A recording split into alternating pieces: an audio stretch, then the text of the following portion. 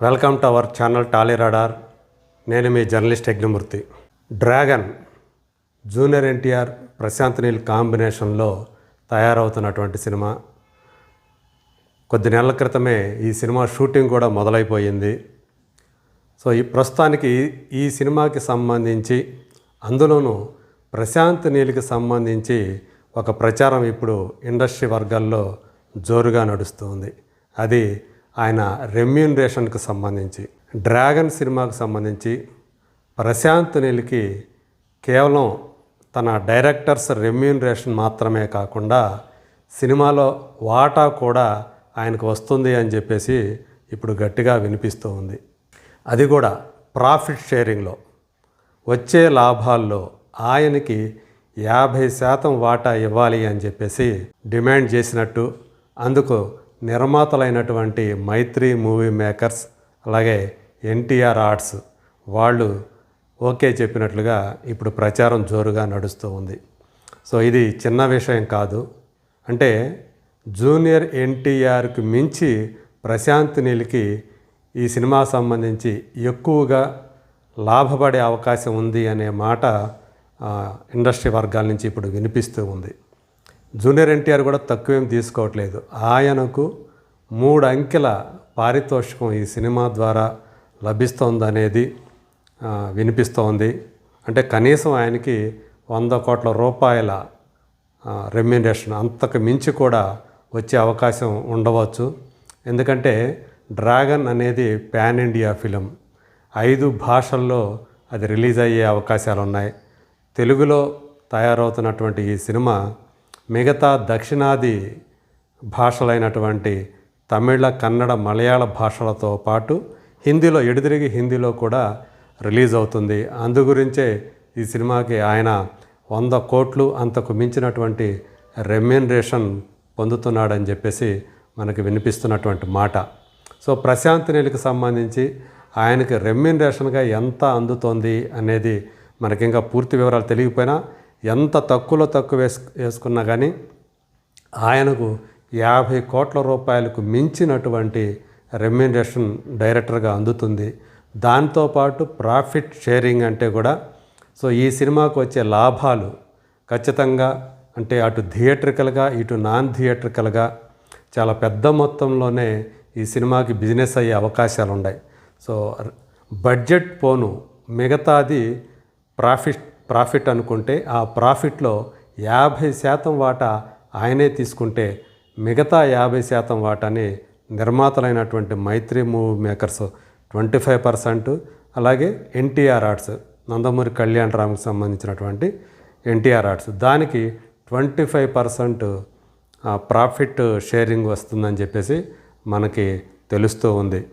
So ఈ సినిమాలో రుక్మిణి వసంత్ హీరోయిన్గా నటిస్తూ ఉంటే, సాధారణంగా గత సినిమాలు అంటే కేజీఎఫ్కి ఎవరైతే టెక్నీషియన్స్ పనిచేశారో, సలార్కి ఎవరైతే పనిచేశారో వాళ్ళలో ఎక్కువ మంది టెక్నీషియన్స్ ఈ డ్రాగన్ సినిమాకి పనిచేస్తున్నట్లుగా మనకు సమాచారం అందుతుంది. అందులో ముఖ్యంగా రవి బస్రూర్ ఈ సినిమాకు కూడా సంగీతాన్ని అందిస్తూ ఉన్నాడు. ఇక ఈ సినిమా విషయానికి వస్తే, ఇది ఇండియా బోర్డర్లో జరిగేటువంటి కథ అని చెప్పేసి తెలుస్తూ ఉంది. అంటే ఒక పీరియాడికల్ సినిమాగా, ఒక టైం పీరియడ్లో పాస్ట్లో జరిగేటువంటి ఒక కథగా, ఒక ఫ్యాంటసీ కథగా ఈ సినిమా తయారవుతుంది. వచ్చే సంవత్సరం జూన్ 25వ తేదీ ఈ సినిమాని రిలీజ్ చేయాలనేది నిర్మాతల సంకల్పం. సో మనకు తెలుసు ప్రశాంత్ నీల్ ఆయన మేకింగ్ స్టైల్ ఎలా ఉంటుంది, ఆయన టేకింగ్ స్టైల్ ఎలా ఉంటుంది అనేది. కేజీఎఫ్ 2 సినిమాలు, అలాగే సలార్ని ఆయన తీసినటువంటి విధానం ఏదైతే ఉందో అది ఆయన్ని ఈరోజు దేశంలోని అగ్రశ్రేణి దర్శకుల్లో ఒకడిగా నిలబెట్టాయి. సో ఇప్పుడు జూనియర్ ఎన్టీఆర్తో ఫస్ట్ టైం ఆయన కొలాబరేట్ అయ్యి సినిమా తీస్తూ ఉన్నాడు. ఇద్దరి మధ్య కేవలం హీరో దర్శకుడు లేదా ఒక యాక్టరు ఒక డైరెక్టరు అనేటువంటి సంబంధం మాత్రమే కాకుండా, ఇద్దరి మధ్య మంచి స్నేహం కూడా ఉంది. ఇంకా చెప్పాలంటే ఫ్యామిలీ ఫ్రెండ్స్ అని చెప్పాలి. 2 కుటుంబాలు కూడా అత్యంత సన్నిహితంగా ఉంటాయి. సో తను బెంగళూరులో ఉంటే జూనియర్ ఎన్టీఆర్ లేదా కుటుంబం ఆయన ఇంట్లో ప్రశాంత్ నీల్ ఇంటికి తప్పనిసరిగా వెళ్తారు, ఆతిథ్యం తీసుకుంటారు. అలాగే ప్రశాంత్ నీల్ హైదరాబాద్కు వస్తే జూనియర్ ఎన్టీఆర్ ఆతిథ్యం తీసుకోకుండా వెళ్ళడు. సో అలాంటి స్నేహం ఆ ఇద్దరి మధ్య కాకుండా ఆ రెండు కుటుంబాల మధ్య కూడా ఉంది.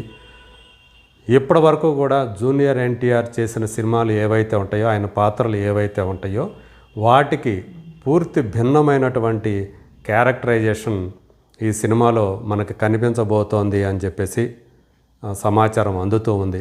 ప్రశాంత్ నీల్ సినిమాల్లో హీరోలు చాలా తక్కువ మాట్లాడతారు, ఎక్కువగా పని చేస్తారు. అంటే చేతలు ఎక్కువగా ఉంటాయి, మాటలు తక్కువగా ఉంటాయి. సో మరి జూనియర్ ఎన్టీఆర్ని ఆయన ఎలా చూపించబోతున్నాడు అనేటువంటి ఒక ఆసక్తి ఈరోజు అభిమానుల్లో నెలకొని ఉంది. ఎందుకంటే జూనియర్ ఎన్టీఆర్ డైలాగ్స్ని అలవోకగా చెప్పగలడు. పైగా తనకి ఒకసారి చెప్తే చాలు దాన్ని గుర్తుపెట్టుకొని టకటకా చెప్పేస్తాడు అని చెప్పేసి అంటూ ఉంటారు. అంటే దాదాపు ఏకసంధాగ్రాహితను అనేటువంటి మాట అందరూ కూడా చెబుతూ ఉంటారు. మరి డైలాగ్స్లో తనకంటూ ఒక శైలిని ఏర్పరచుకున్నటువంటి జూనియర్ ఎన్టీఆర్ తోటి మరి తక్కువ మాటలు చెప్పి చేతలు ఎక్కువ చేపిస్తాడా, లేదా తన ఏదైతే బలమో డైలాగ్స్ చెప్పడంలో అందుకు అనుగుణంగా అతని క్యారెక్టర్ని మలచి మరి డైలాగ్స్ కూడా అంత ఎఫెక్టివ్గా రాశాడా అనేటువంటి ఒక సందేహం అయితే ఈరోజు చాలామందిలో ఉంది. కేవలం అభిమానుల్లో మాత్రమే కాదు, ప్రశాంత్ నీల్ అభిమానుల్లో కూడా అది ఉంది. జూనియర్ ఎన్టీఆర్కి తను ఎలాంటి డైలాగ్స్ రాస్తున్నాడు అని చెప్పేసి చాలా శక్తివంతమైనటువంటి కథగా ఇది చెప్తున్నారు. కథ ఎంత శక్తివంతమైందో అంతకు మించినటువంటి పవర్ఫుల్ రోల్లో జూనియర్ ఎన్టీఆర్ కనిపించబోతూ ఉన్నాడు. సో హీరోయిజం అనేది ప్రశాంత్ నీల్ సినిమాల్లో ఇంకొక లెవెల్లో ఉంటుంది. అంటే ఎలివేట్ చేయడంలో, హీరోయిజాన్ని ఎలివేట్ చేసే పద్ధతిలో ఒక్కొక్కరిది ఒక్కొక్క స్టైలు. రాజమౌళిది ఒక స్టైల్ అయితే సుకుమార్ది ఇంకొక స్టైలు, అలాగే బోయపాటి శ్రీనిధి మరొక స్టైలు, త్రివిక్రమ్ది వీటికి భిన్నమైనటువంటి ఇంకొక తరహా.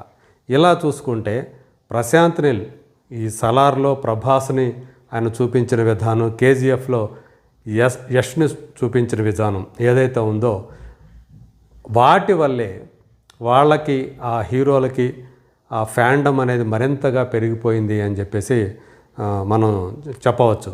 యష్ అనే హీరో అంతకుముందు దేశంలోని ఎక్కువ మందికి తెలీదు.